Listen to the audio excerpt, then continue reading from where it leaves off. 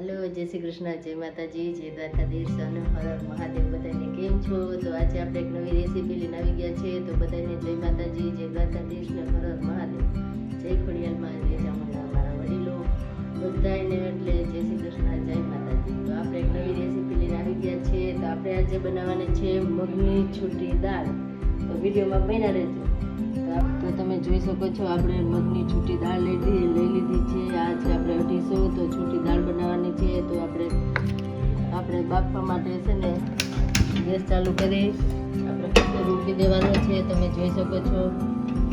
હવે આપણે ગરમ પાણી થઈ જાય. તમે જોઈ શકો છો આપણે પાણી થઈ ગયું છે. તો આપણે દાળને બાફવા માટે અંદર આપણે નાખી દઈએ. તમે જોઈ શકો છો આપણે બનાવવાની છે મગની સળી છૂટી દાળ. જોઈ શકો છો. તો આપણે હળદર એડ કરી દઈશું અને આપણે એમાં સ્વાદ અનુસાર મીઠું પણ બાફવા માટે નાખી દઈશું. તો હવે આપણે આને 4 થી 5 વિસલ વગાડીને પછી આપણે દાળ જોઈ લઈશું. આપણે જોઈ લઈએ આપણી દાળ બફાઈ ગઈ કે નહીં. તમે જોઈ શકો છો. તો હવે આપણે વાવ આપણી દાળ બફાઈ ગઈ છે. તમે જોઈ શકો છો મસ્ત દાળ બફાઈ ગઈ છે. કઢાઈ લીધી છે. તો હવે આપણે દાળને વઘાર માટે તેલ મૂકશું ગરમ કરવા માટે. તમે જોઈ શકો છો દાળ બનવાની છે એટલે આપણે મસ્ત તમે જોઈ શકો છો.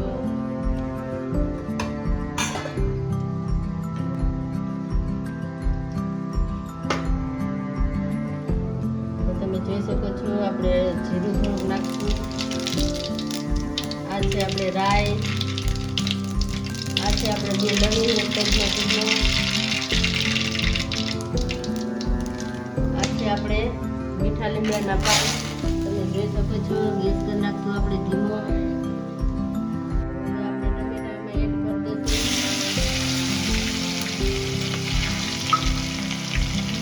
આ છે આપણે ઝીણી સમારી લીધી ડુંગળી વઘાર માટે.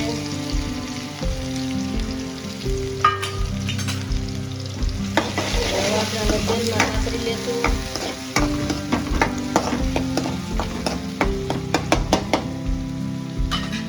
જોઈ શકો છો. તો હવે આપણે મસાલામાં એડ કરી દઈશું.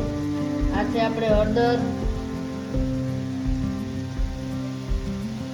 પછી આ છે આપણે ધાણા ઓલા હિંગ, કારણ કે આપણે તેલમાં નાખીએ ને તો સેજ બળી જાય એટલે આપણે ઉપરથી નાખીએ છીએ.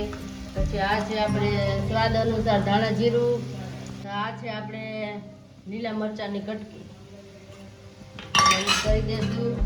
તો આપણે બાફવામાં પણ આપણે મીઠું નાખ્યું હતું એટલે આપણે આમાં સ્વાદ અનુસાર મીઠું નાખશું.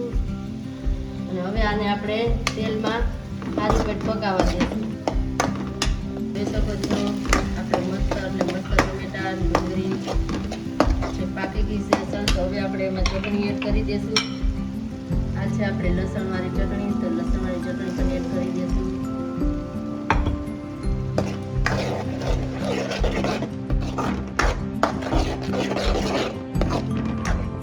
આપણે 5 મિનિટ આને આપણે ચડવા દઈશું.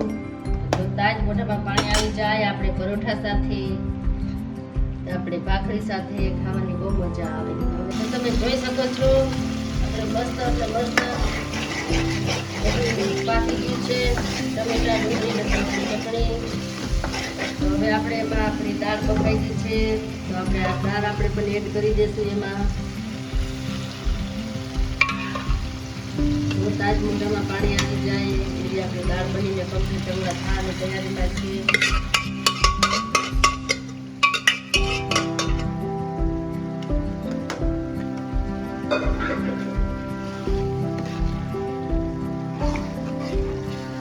જોતા જ ખાવાનું મન થઈ જાય એવી આપણી છૂટી દાળ બનીને કમ્પ્લીટ થઈ ગઈ છે.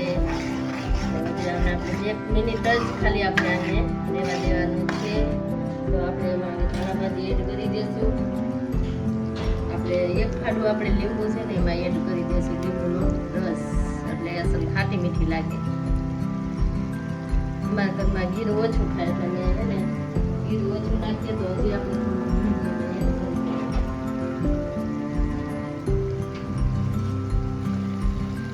આપણે ખાંડ 1 લીંબુ એડ કરી દેશું. લીંબુ હોય ને તો ખાટી મીઠી મજા આવે. આપણે દાળ જો મસ્ત એટલે મસ્ત બનીને કમ્પ્લીટ થઈ ગઈ છે. હવે આપણે ગેસ બંધ કરી દઈશું. તો આપણે આ પરોઠા સાથે ભાખરી સાથે ખાવાની બહુ મજા આવે એવી આપણી છૂટી દાળ બનીને કમ્પ્લીટ થઈ ગઈ છે. તો હવે આપણે ધાણા ભાજી એડ કરી દઈશું.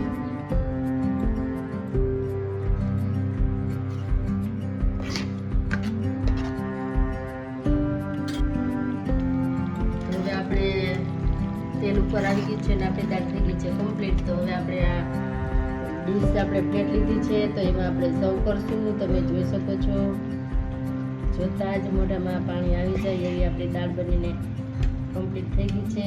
પરોઠા સાથે, ભાખરી સાથે, રોટલા, રોટલી એટલે બહુ મજા આવે એવી આપણી દાળ કમ્પ્લીટ થઈ ગઈ છે. છૂટી દાળ તો બધાને બહુ ભાવે, આ ગઈઢા માણાને, ભૂલકાઓને બધાને એવી મસ્ત લાગે. તો આપણે થોડી ધાણા ભાજી આપણે ઉપરથી એડ કરી દઈશું.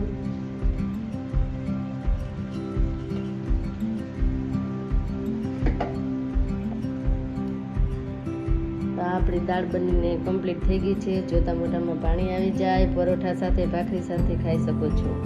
તો કેવી મસ્ત બની છે આપણી દાળ, તમે જોઈ શકો છો.